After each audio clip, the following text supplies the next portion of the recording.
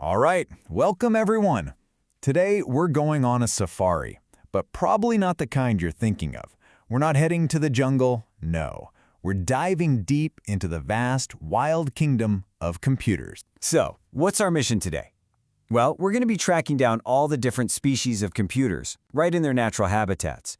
And we're going to spot everything, I mean everything, from the powerful beasts we all know and love to some incredible masters of camouflage hiding right under our noses. Okay, so let's get this safari started with the big game. The most recognizable species in the whole computer ecosystem. First up, we've got the desktop PC. And honestly, you can think of this one as the lion of the kingdom. Its whole deal is raw power and modularity. I mean, it's got all that space for cooling, for full-size components. It can just chew through the most demanding tasks.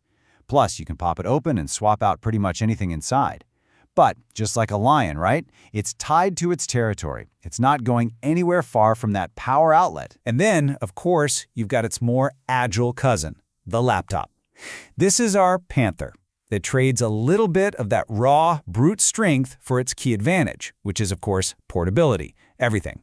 The screen, the keyboard, the battery, it's all packed into one sleek, compact package. It's built to move at a moment's notice. So what you're seeing here is really the fundamental trade-off at the heart of personal computing. It's a choice you have to make. With a desktop, you get all that power, all that freedom to upgrade, but you're stuck in one spot. With a laptop, you get the freedom to go anywhere, but because everything is so tightly integrated, you're going to sacrifice some of that top-end power. And upgrading, yeah, that's pretty much off the table. It's that classic battle, right? Power versus portability. Okay, we're leaving the open plains now and heading into a much more restricted area of our safari. We're on the hunt for the hidden giants of the ecosystem. These are machines you'll probably never see with your own eyes, but our entire digital world absolutely depends on them. So, what are these giants? They're called servers.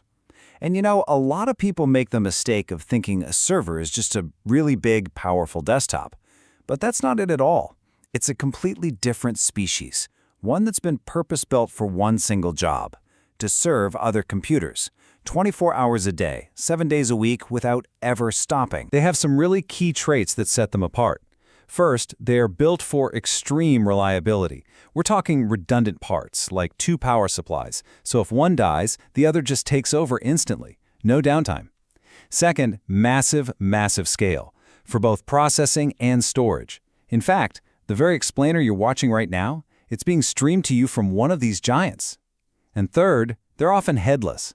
That means no monitor, no keyboard plugged in directly.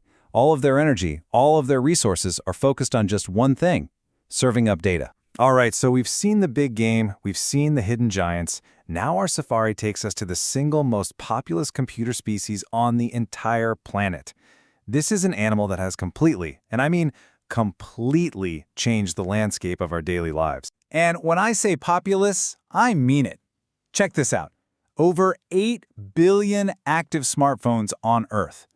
That is staggering. It's more phones than there are people. This isn't just some popular gadget. It is, without a doubt, the most dominant computer species in history. So, what's the big deal? What makes the smartphone such a revolutionary device? Well, it's so much more than just a tiny computer you can stick in your pocket. It's a tool that's packed with sensors, GPS, accelerometers, cameras that make it aware of its environment. And that combination, that fusion of raw computing power with real-world awareness, that's its true genius. Okay, for the final leg of our journey, this is where it gets really interesting. We're now hunting for the true masters of camouflage, the computers that are hiding all around us, in plain sight. So I want you to think for a second. Your car, your microwave, and your washing machine. I mean, on the surface, they couldn't be more different, right? But what's the one secret that they all share? The answer is, they all have a hidden computer brain. Yep, it's called an embedded system. And these little guys are the invisible computers that are quietly running our entire modern world. They are, and I mean this literally, everywhere. Let's take this washing machine. It's a perfect example. Its little brain works in 3 super simple steps. First, there's the input. That's you choosing a wash cycle. Easy enough. Second, there's the process. Its little computer chip takes your choice and applies a set of rules. for time, for water temperature, for spin speed. And third, you get the output. It sends commands to the motor and the pump to get the job done. See?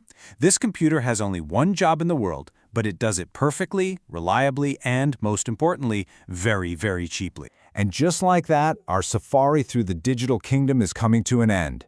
So let's do a quick recap of the incredible diversity of species we've managed to spot today. So from the raw power of the desktop all the way down to the hidden single-purpose brain inside an appliance, it's pretty clear that the word computer doesn't just mean one thing. Not at all. It describes a huge, vast kingdom of specialized tools where each one has evolved perfectly for its own unique habitat and its own special purpose. You know, our world is basically run by all these different machines, from the giants we can't even see to the invisible brains in our toasters. And that leaves us with one last, really fascinating question. How did they all talk to each other? From a massive server farm down to a tiny chip in a coffee maker, what is the secret, simple language they all share to think and to communicate? Well, that's the code we're going to crack in our next explainer.